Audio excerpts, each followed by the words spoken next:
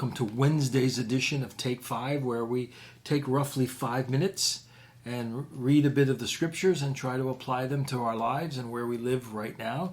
We are in the midst of the Sermon on the Mount, where Jesus is proclaiming in a message the ethic of the kingdom that he wants his disciples to be living in. That sounds very lofty and theological.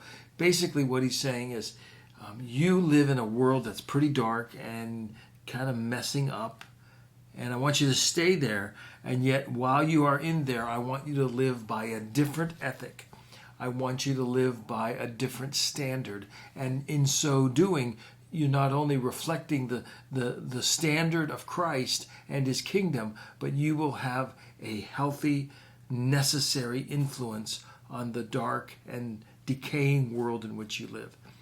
And the passage that we started yesterday is the passage about influence, where Jesus uses really two household metaphors to describe the follower of Christ and their influence on the world. The first was salt, and the second is light. Today I want to do salt, and then tomorrow we'll do light.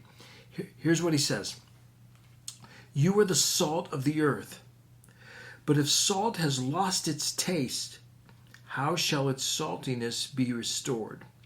It is no longer good for anything except to be thrown out and trampled under people's feet.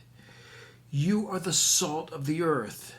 If the salt loses its taste, it's not going to be any good. And so you have that wonderful full dish of French fries.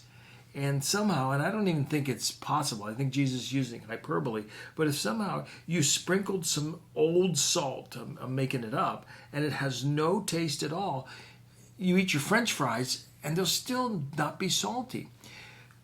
Salt is for taste, but salt is also to prevent decay. Yesterday I told you a little bit about the prosciutto that my Italian grandfather and I bought.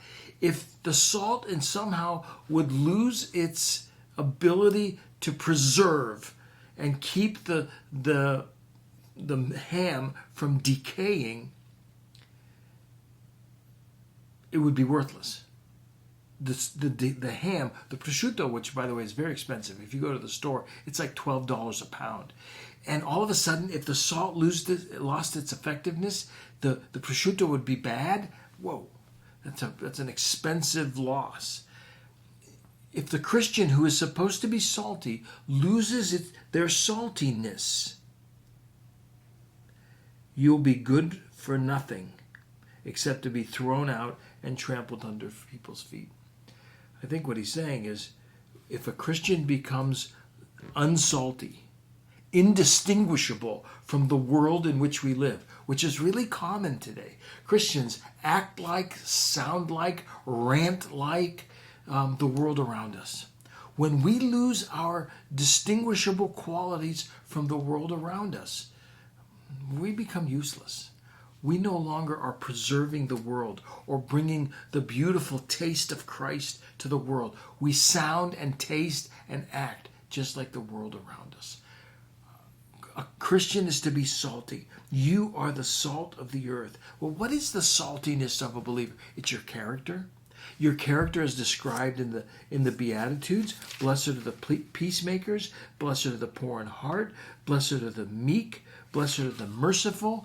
The character of the Christian is the saltiness of the Christian. The integrity of the Christian is the saltiness of the Christian. So that if we talk out of both sides of our mouth, if we're completely inconsistent with our ethical standards based on the situation, we've lost our saltiness. Our Christ-likeness is our saltiness. Our words ultimately of the gospel, that people need Christ, that a guilty, shameful world needs the reconciliation with Christ.